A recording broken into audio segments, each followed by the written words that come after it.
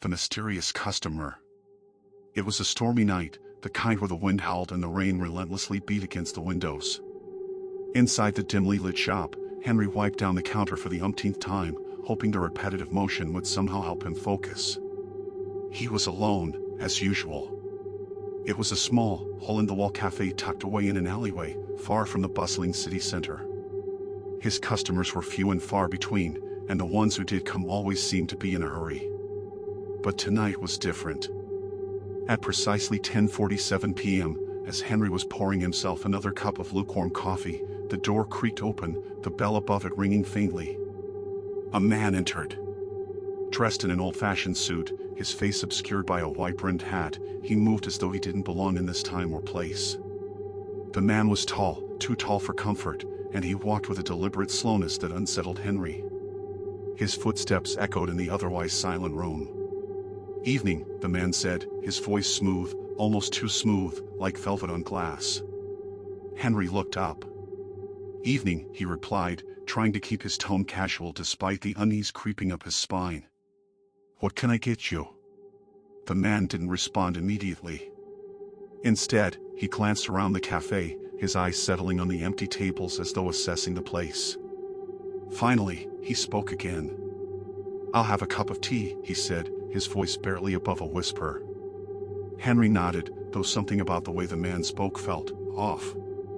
He moved toward the counter to prepare the tea, but the man did not sit down. He stood motionless, just inside the door, his back stiff. "Do you mind if I ask your name?" Henry asked, trying to break the uncomfortable silence.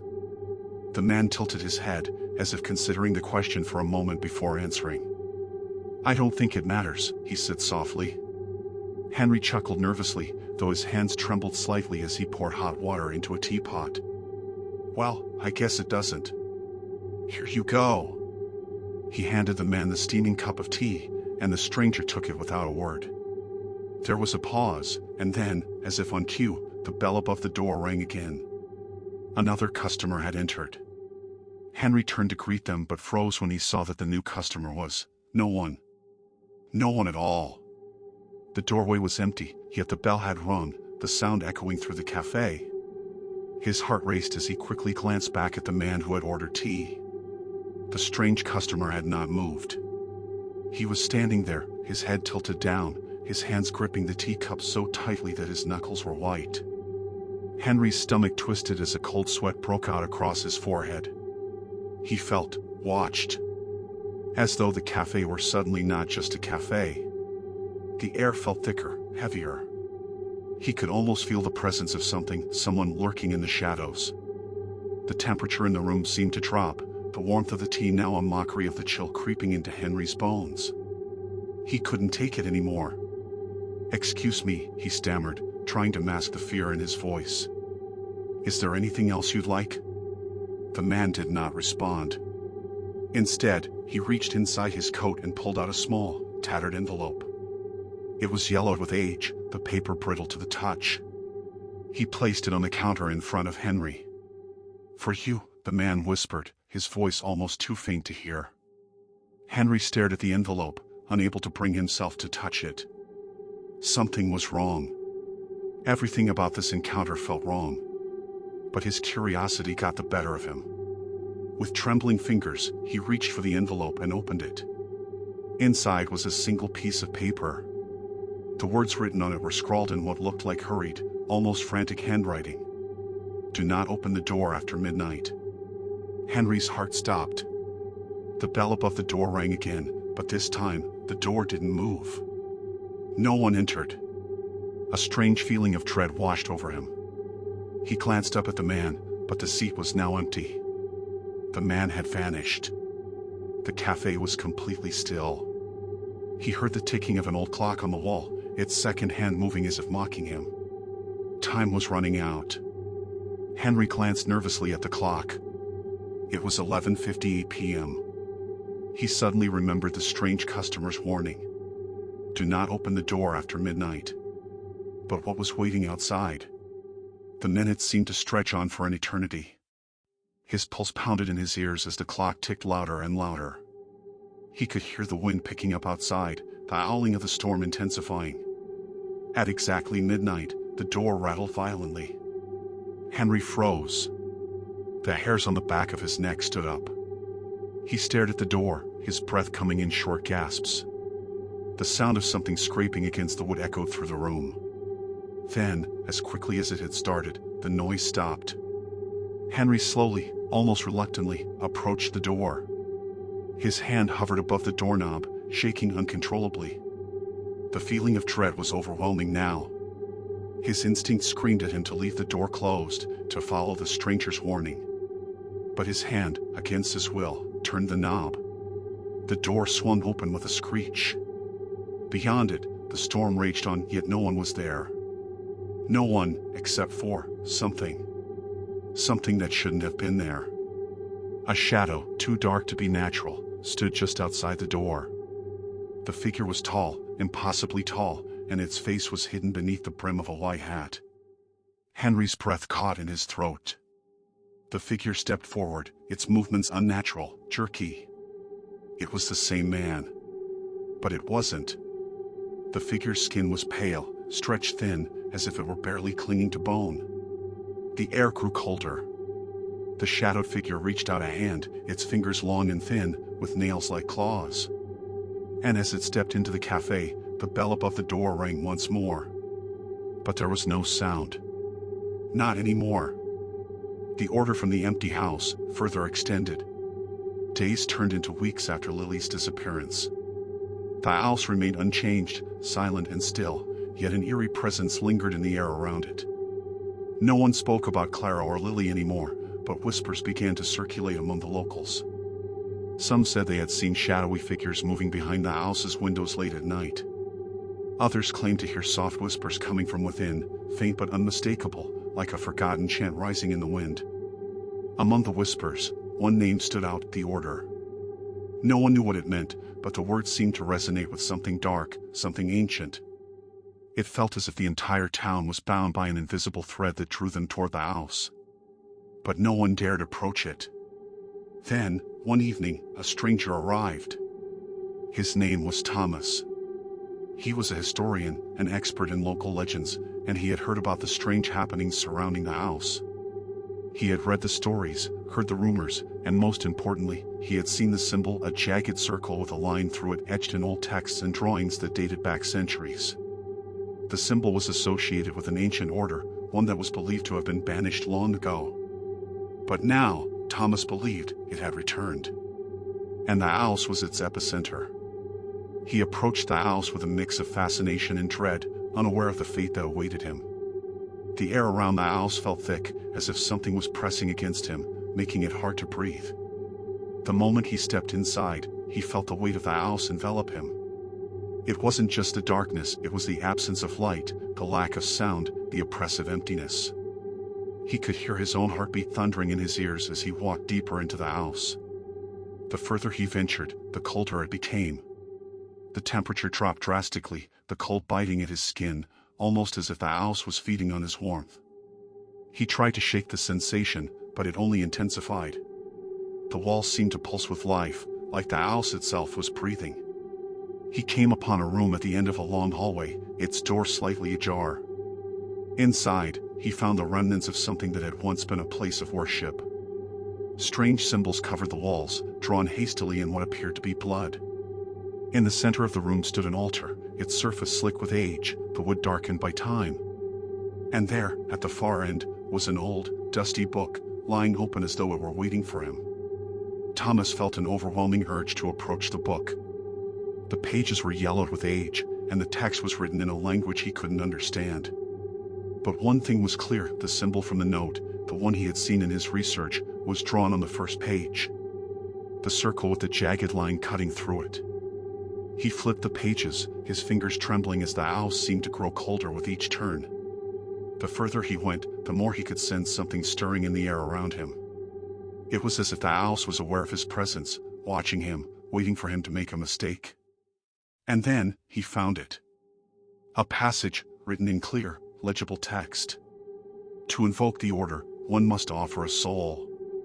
The door will open to those who are chosen, but the house will never release them. Those who enter will be bound to the house, to the order. The chosen ones will remain forever, their spirits becoming part of the house. They are the order servants, and they will call others to join them. Forever. Thomas's heart raced. The words on the page made his stomach churn with dread. He had thought this was just a myth, a story told to scare children. But now, standing in this cursed house, the truth hit him like a bolt of lightning. Before he could react, the air around him grew even colder, and the whispers began. They were soft at first, barely audible, but gradually they grew louder. He spun around, but there was no one there. The whispers felt as if they were coming from the walls themselves, from the very floor beneath his feet. "You are here," the voice said, its tone dark and familiar. "You are chosen." Thomas's blood ran cold. He realized, with horror, that the voice was not coming from one person, but from many. The house was alive with the spirits of those who had come before him, trapped within its walls, forever bound to the order. He tried to flee, but the house wouldn't let him go. The walls shifted, the corridors twisted, and the door he had entered through was gone. He was trapped. The house was not a house, it was a prison, a living, breathing entity that consumed the souls of those who entered, taking them in and binding them to the order. He heard footsteps behind him. Slowly, he turned, and there she was, Clara. Her face was pale, her eyes hollow, her mouth twisted in a grotesque smile. But it wasn't Clara anymore. The woman standing before him was a part of the house, a servant of the order. Her eyes, once filled with life, now gleamed with the cold emptiness of the spirits who had been absorbed into the house. "You shouldn't have come," Clara said, her voice distorted. "Now you're one of us." Before Thomas could react, the walls closed in on him, and he was swallowed whole. The house claimed another soul, and the order grew stronger. Weeks later, the house remained, standing silent at the end of the street. It was a place of dread, a place where no one dared venture. But the house still whispered, calling to those who were vulnerable, those who would listen. And somewhere, in the heart of the house, Thomas, Clara, and Lily waited. They were bound to the house now, servants of the order, calling out for the next soul to step through the door. The end. The darkness of the back alley. It was a rainy evening when Leo found himself walking down an unfamiliar street, his shoes slapping against the wet pavement with each step. The rain was relentless, falling in sheets that blurred his vision. As he turned the corner, he noticed a narrow alleyway between two old buildings, almost hidden from view. A flicker of curiosity tugged at him, and despite the dark clouds overhead, something about the alley beckoned him forward. The alley was eerily quiet. The usual sounds of the city, the hum of cars, the distant chatter of pedestrians, seemed to vanish the moment he stepped into its shadow. Leo pulled his coat tighter around his shoulders and glanced up at the old brick buildings on either side. They were crumbling, with broken windows and graffiti splattered across the walls. Yet, it wasn't the decay that unsettled him, but the unnatural stillness. A strange sensation crept up his spine as though something was watching him. He stopped in his tracks and glanced over his shoulder. There was no one around. The alley seemed completely deserted, but the oppressive silence pressed down on him like a physical weight. Despite the unease gnawing at him, Leo continued down the alley, his footsteps echoing in the confined space. As he moved deeper, the narrow passage seemed to stretch endlessly, its end obscured by the darkness. A faint smell of mildew and decay lingered in the air. He was about to turn back when he heard something, a soft rustling, as though something was moving just out of sight. A chill ran down his spine. Leo took a deep breath, attempting to shake off the feeling of dread that was now clinging to him like a second skin. He couldn't explain it, but there was something wrong about this place, something ancient and malevolent that made his skin crawl. Then, he saw it. A small door, tucked away at the far end of the alley, barely visible in the shadows. The door was old, its wood rotted and chipped, and there was something unnervingly inviting about it. Against all his better judgment, Leo felt compelled to approach. His heart pounded as he reached for the door handle. Just as his fingers brushed against it, a low, rasping whisper sounded from somewhere deep within the alley. "Leave, now!" Leo froze, his breath catching in his throat. The voice was not human. It was more like a whisper carried on the wind, but it had a weight to it and urgency that sent a rush of panic through his body. He tore his hand away from the door and looked around, but the alley was still empty. The voice had come from nowhere, yet everywhere at once. Suddenly, a loud bang echoed from behind him, followed by the unmistakable sound of footsteps. Heavy, slow steps, as though something or someone was following him. His pulse quickened, and he spun around, eyes darting to the shadows. But the alley remained empty. The footsteps grew louder. Without thinking, Leo turned and sprinted back down the alley, his shoes slipping on the wet pavement. His breath came in ragged gasps as he ran, heart hammering in his chest. He could hear the footsteps gaining on him, their rhythm matching his own, until they were almost on top of him. A cold gust of wind rushed past, and Leo felt something brush against his shoulder, something cold, clammy, and wrong. He didn't dare look back. As he reached the end of the alley, he spotted a light ahead, a street lamp. With a final burst of adrenaline, Leo sprinted toward it, stopped, and looked back. The alley was empty. No footsteps. No whispering voices. But the door at the far end of the alley had opened, just a crack. A sliver of darkness spilled out, too deep to be real, as though the alley itself was a wound in the fabric of the world. Leo felt a tremor in his bones, a deep, unshakable dread. Something was waiting for him. Something ancient. With his heart still racing, Leo turned and ran again, this time faster than before, as if something far more sinister than the wind was chasing him. His feet pounded against the pavement, and every shadow seemed to stretch and twist in his peripheral vision. He glanced over his shoulder, half expecting to see the door still open, but there was nothing. Just the dark, empty streets behind him. As he approached a busier part of town, the air seemed to lighten. The noise of traffic and the chatter of people walking nearby reassured him. But as he slowed his pace, trying to calm his frenzied heartbeat, Leo couldn't shake the feeling that he was still being watched. It was as though the alley had followed him, its darkness clinging to him like a suffocating cloak. He tried to put the alley behind him, telling himself it was just his imagination. But when he reached his apartment, as he fumbled with the keys in the dim light of the hallway, he heard it again, a whisper, faint and distant, but unmistakable. "Come back." His heart skipped a beat.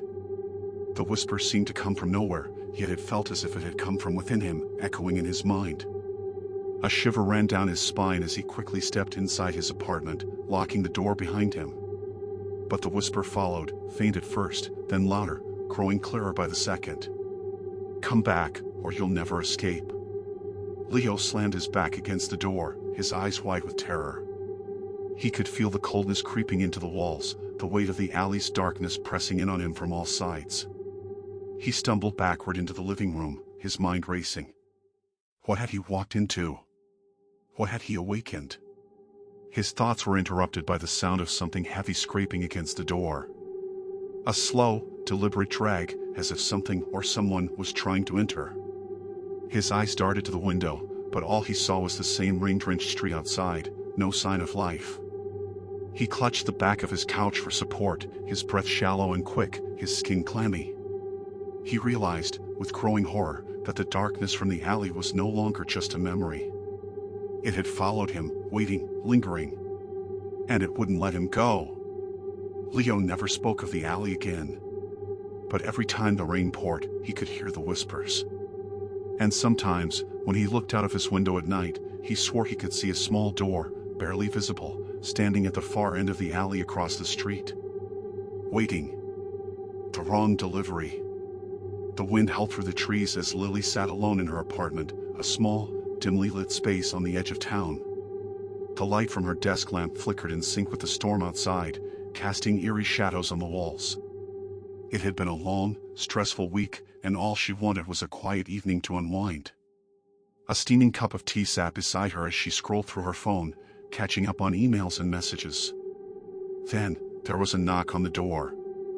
She hesitated for a moment, wondering who could be visiting at this hour. It was already well past midnight, and Lily didn't have any friends or family in town who would come by unannounced. Her heart skipped a beat, a slight sense of unease creeping in. The knock came again, louder this time, more insistent. Cautiously, she stood up and walked toward the door. Through the peephole, she saw no one. Just a package sitting on the ground in front of her door. It had no label, no return address, just her name written in thick black ink. Lily's pulse quickened. She hadn't ordered anything. Could it have been a mistake? Maybe it was a delivery mix-up. She knelt down and cautiously opened the door, taking the package in her hands. It was heavy, and something about it felt wrong, like there was a presence pressing against the box, as though it contained something that didn't belong. Closing the door behind her, she brought the package inside and placed it on the table. The room felt colder now, and the dim light from the lamp seemed to flicker even more erratically. She stared at the package for several moments, considering whether she should open it. But something about it was pulling her in, a strange curiosity gnawing at her. Her fingers trembled as she sliced open the tape. Inside, she found a simple, old-fashioned wooden box. It was intricately carved with symbols and patterns she didn't recognize, and it seemed to emanate an almost imperceptible hum. There was no note, no explanation, just the box. Lily's breath caught in her throat. The air around her felt charged, and she could sense something was wrong, something deeply unsettling about the box. Against her better judgment, she reached for it, her fingers brushing against the smooth wood. The moment she touched it, a cold shiver ran down her spine, and a low whisper filled the room, as if coming from inside the box itself. "Don't open me." The voice was barely a whisper, but it was clear as day, cutting through the air like a sharp knife. Lily jerked her hand back, heart racing. Her eyes darted around the room, her mind racing with fear. Was she hearing things? Had the stress gotten to her? But the box sat there, still as ever, almost mocking her. She tried to calm her breathing, but the sense of dread was overwhelming. Despite the warning, she couldn't shake the feeling that the box held some secret, something vital. She needed to know what was inside, no matter the cost. With shaking hands, she opened the box. Inside, nestled in velvet lining, was a strange, ancient-looking key. It was large, with a twisted, ornate design, and it glinted unnervingly in the dim light. Lily's fingers hovered above it, but before she could touch it, a sudden crash echoed from the living room. Startled, she jumped up, her heart pounding in her chest. Her pulse thundered in her ears as she quickly rushed to the other room. The apartment was dark and silent, except for the faint sound of something scraping against the floor. She flicked on the lights, but nothing was there. No one. Just the silence that seemed to hang heavily in the air. Confused and frightened, she turned back to the kitchen, her eyes drawn back to the box on the table. The key was gone. Lily's breath hitched. She hadn't taken it. She was sure of it. And yet, it was gone. A sudden chill spread through the room, and the temperature seemed to drop even further. A cold breeze stirred, despite all the windows being closed. The walls began to creak and groan as if they were alive, as if the very building was shifting, responding to something unseen. Then, there was another knock at the door. This time, she didn't hesitate. Her hand moved of its own accord, and she turned the handle, her heart beating so loudly she thought it might burst. When the door opened, there was no one there, but on the doorstep lay another package, the same as before, marked with her name. It felt wrong. Everything felt wrong. With trembling hands, she brought the package inside, her mind spinning with fear. What was happening? Who was doing this? As she opened it, her breath caught in her throat. Inside was a smaller, delicate box. The same intricate carvings, the same unnerving hum. Her hand shook violently as she lifted the lid, revealing a letter inside, written in a hand she didn't recognize. It read, "You opened it. Now you must finish what was started." The whispering voice returned, louder this time, now echoing around her apartment. "You shouldn't have opened the door." Suddenly, Lily understood the true meaning of the warning. The package, the key, the symbols, it was all connected. She had unwittingly set something in motion, something she couldn't stop. And now, there was no going back. The apartment's lights flickered wildly, casting grotesque shadows that seemed to move on their own. The door slammed shut behind her, trapping her inside. She could hear soft footsteps approaching from the hall, too quiet to pinpoint but unmistakable all the same. A low, guttural growl vibrated the air. Lily spun around, her heart hammering in her chest. Standing in the doorway was a figure, tall, thin, and cloaked in shadows. The air around it was thick with an unnatural chill. And then, the voice. "You opened the wrong door." The figure stepped forward, and as it did, the apartment seemed to warp and distort, the walls stretching, the ceiling lowering. Everything was closing in, suffocating her. Lily tried to scream, but no sound came. The figure reached out, its cold, bony fingers grazing her arm, and everything went black. The door had been opened. And now, there was no escape. Whispers behind the door. The town had changed. Emma's disappearance had been the breaking point, the spark that ignited a slow-burning fire of fear. People had started avoiding each other, whispers echoed through the streets, but no one dared to speak of it openly. The old manor, once just a rumor, now felt like a curse that had fallen upon the town. And with it, a pervasive sense of dread took hold. The fear wasn't just about the manor anymore, it was something deeper, something that seemed to seep into the very air. Days turned into weeks, and the town's once bustling life had become a muted routine. People stayed inside at night, their windows drawn tightly, as if to shut out the world beyond. They spoke in hushed tones, their voices shaky, their eyes constantly scanning the streets.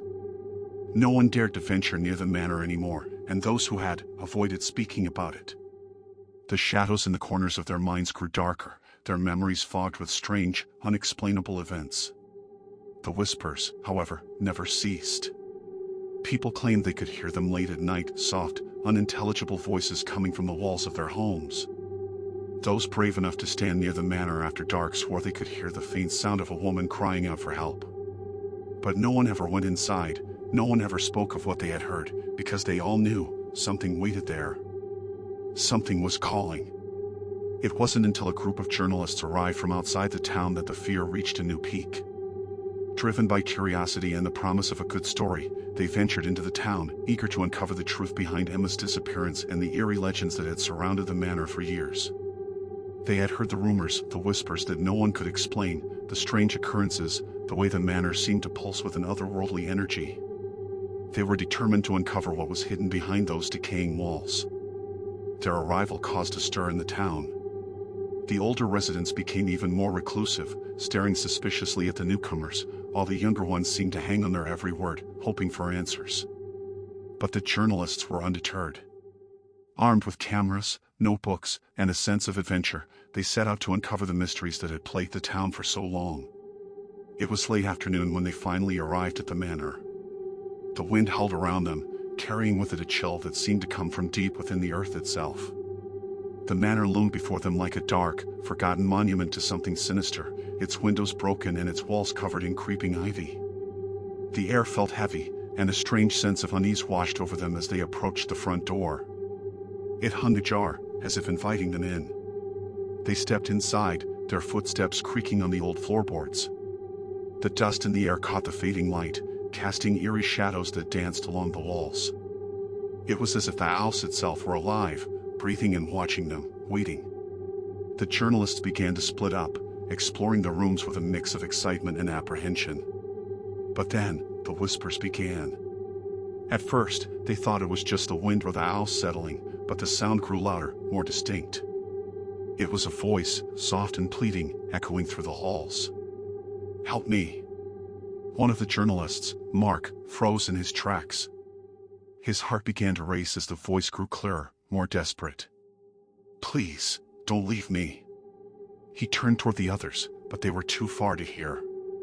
The whispers seemed to be coming from the other side of the house. He couldn't ignore it. Something was calling him, pulling him toward the sound. He moved cautiously toward the source, his flashlight flickering nervously in his hand. As he passed through the dark hallways, the whispers grew louder, their words distorted and barely comprehensible. The air grew colder, the temperature dropping sharply with each step he took. He found himself in front of a door, half open, its wood dark with age. The whispering came from within. Without thinking, he pushed the door open, the sound of the hinges squealing in protest. The room beyond was small, its walls lined with old bookshelves, some of which were empty, others filled with dust-covered books. The only furniture was a worn armchair in the corner, facing a large, cracked mirror. The whispers now sounded like they were right behind him, though no one else was in the room. He turned slowly, his breath catching in his throat as he saw the reflection in the mirror. The room behind him was empty, but the reflection was different. A dark shape moved in the background, a figure that seemed to emerge from the shadows. Mark's heart skipped a beat as he looked closer. The figure was tall, gaunt, its face obscured by the darkness. It was as if the mirror was showing him a different reality, one where the figure had always been there, watching him. "Leave, now!" The voice came again, this time loud and clear, and Mark stumbled backward in shock. The mirror surface seemed to ripple, as if it were alive, pulsing with a dark energy. In the reflection, he saw himself, his face pale and terrified, but there was something else in the image. The figure was closer now, its eyes glowing faintly red, its hand reaching out toward him. He turned and bolted for the door, but as he tried to open it, it slammed shut with a deafening bang. The whispers became frantic, a chorus of voices filling the room, each one pleading, screaming for release. Mark could feel the temperature plummeting, the air thick with an oppressive presence. "Help me!" The voice was no longer distant. It was right behind him, cold and sharp, like nails scraping across his mind. He spun around, but the room was empty. The figure in the mirror was gone. Suddenly, a loud crash echoed through the house. The walls trembled, and the floor beneath Mark's feet cracked open. A dark force seemed to engulf him, pulling him toward the mirror. His vision blurred, and he felt himself losing control, as if something was drawing him into the reflection. The last thing he heard was the whisper, no longer a voice, but a scream that shook the very foundation of the manor. The next morning, the town was once again quiet. The journalists, who had entered the manor with hope and curiosity, were never seen again. The whispers, however, continued. Louder than before. People spoke of them in hushed tones, but no one dared to venture near the manor. The old house remained, its dark secret hidden behind the walls, waiting for the next soul to uncover the truth. And so, the cycle continued.